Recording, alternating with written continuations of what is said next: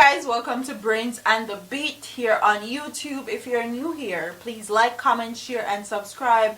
And if you're oldie but goodie, thank you for staying tuned to your girl. So in today's video, we're going to be talking about homophobia. And Jamaica has been labeled as a very homophobic country for a very long time, when in truth and in fact, millennials that are in Jamaica, quite frankly, do not care. The only issues they have is when people try to force their sexuality on them, on their kids, on their loved ones, stuff like that. They have big issues with. But as far as being homophobic, millennials are not homophobic, especially millennials in Jamaica. They're more open than anything else, in my opinion, and I am a millennial. So let's get into the story. Despite claims by local and international gay lobbyists that Jamaica is fiercely homophobic country, one politician is contending otherwise.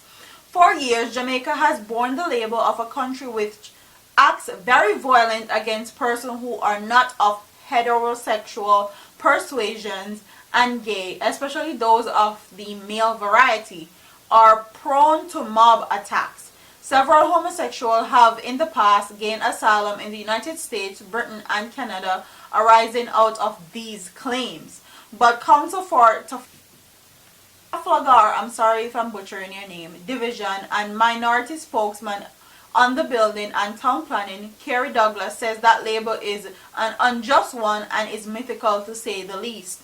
Speaking with The Loop in the news in the aftermath of a slew of robberies being carried out by cross-dressing males who double as prostitutes and hang out in the busy hub of Halfway Tree in the corporate area, Douglas said homophobia is a thing of the past, as most Jamaicans have grown more tolerant of persons who choose an alternative lifestyle. And I have to agree. And I actually was going to do a story on the cross-dressers that were robbing people, but it became old. It became an old story. And it says Jamaica could not be homophobic country if there are so many upstanding, decent citizens who are gay, who are employed and not creating a nuisance like these guys. In recent weeks, a video recording has been going on around on social media of Gay Pride March organized by prominent activist Maurice Tomlinson in the second city of Montego Bay, St. James. Douglas pointed to the fact that such a march could not be allowed to go on without incident in a country that is hostile to gays and lesbians. And I actually saw the march, and they were not troubled, they weren't disturbed, anybody, no one was jeering them, or no one was making fun of them. They did their march and they did it very peacefully, and no one cared about them. So everybody that likes to paint Jamaica as this homophobic place, that we are non-tolerant and we're savages towards gays or the LGBT community, in truth and in fact, that was a very, very, very long time ago. Like, most of the time, most Jamaicans don't care about where you want to put your private part or who you want to sleep with, as long as you're not forcing it onto them and you're not forcing it onto their children. Simple as that. And I actually saw that march. If I can find the clip of that march, I'll insert it in here. Douglas claims seems to ring true as a band of rowdy gay men continue to plague law-abiding citizens as they rob with seamlessly impunity in close proximity to the headquarters of the St. Andrew Central Police Division on a daily basis. So these LGBTQ members are robbing people, and they're robbing them so close to the St. Andrew police station that is ridiculous.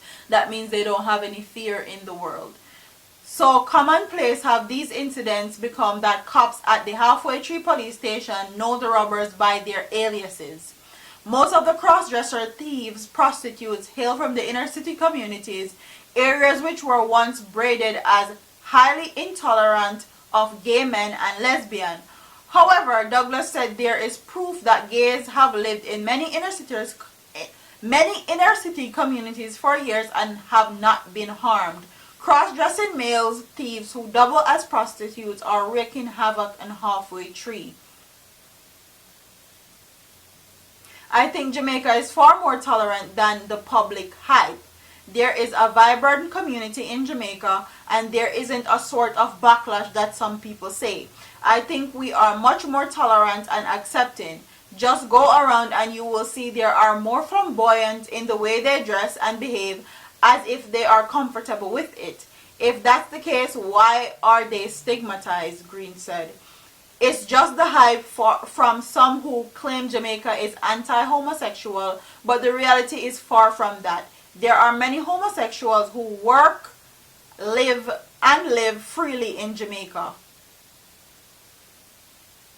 The cross-dressing criminals who have brought the negative spotlight on the gay community in Jamaica were once embraced by Jamaica Forum for Lesbian, All Sex and Gays, J-Flag, but due to the incurable, nefarious behavior of the men, once known as GullyQueens, the forum has disassociated itself. The men had reportedly stoned the corporate area-based headquarters of J-Flag after members of the forum attempted to berate them over their untoward conduct.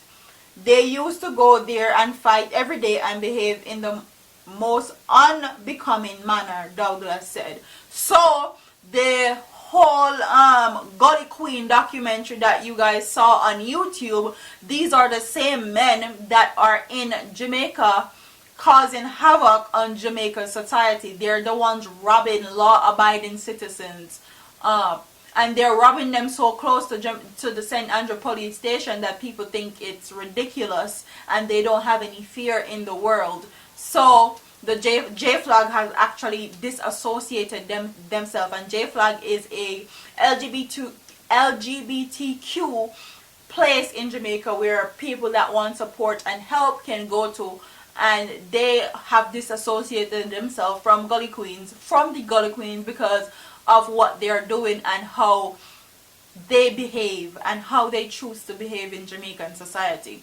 So comment in the comment section and tell me what you guys think about the Gully Queens and how they made Jamaican people look bad on that Gully Queen documentary here on YouTube, but they didn't show the other portion of how these same LGBTQ members are causing havoc on Jamaica society, and that's why some of them are treated the way that they're treated. It's not because Jamaicans hate gays or LGBTQ etc. people, is because the ones that Jamaicans have problem with are normally a nuisance to society. So comment what you think in the comment section. Do you think that they need to do an update on that Gully Queens documentary that they did and actually fix some of the things that they said in that documentary about Jamaica and had us looking real homophobic and intolerant to LGBTQ community? Comment in the comment section and tell me what you guys think about this story. And also, do you think that the Gully Queens need to be locked up and need to be locked up permanently? Not only are they prostitutes, they're also robbing people. So I feel like it's more than time that they be put away. And this has been going on for a long time. It's not just no. It's been going on for a very long time. So like, comment, share and subscribe, and I'll see you in my next video. Deuces. Them a pussy on the seat and teach.